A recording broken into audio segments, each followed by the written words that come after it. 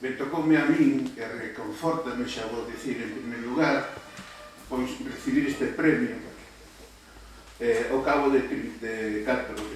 anos, efectivamente, como dixo Roxelio,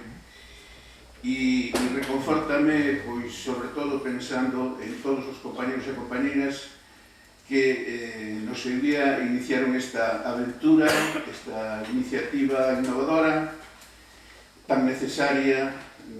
tanto nos anos 70 e tantos, como actualmente. Actualmente, precisamente, estamos nunha situación de falla de formación, digamos, renovadora, innovadora, non? Actualmente, as nosas autoridades educativas, a nosa administración educativa da Xunta de Galicia, vai por unha serie de camiños, de roteiros, que moitas veces non coinciden cos intereses do profesorado. Entonces,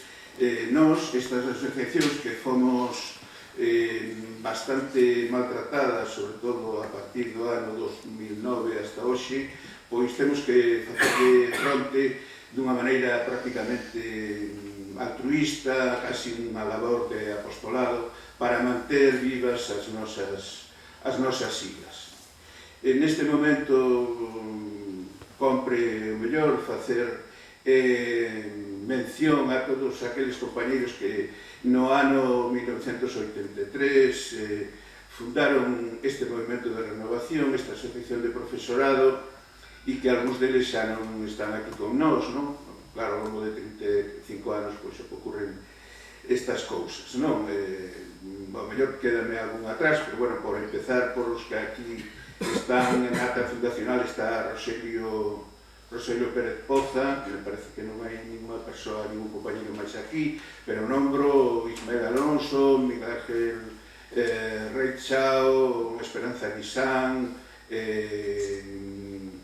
Miguel Zabalza, en fin, un puñado de profesores do ensino medio daquel e do ensino primario da universidade que iniciaron esta aventura que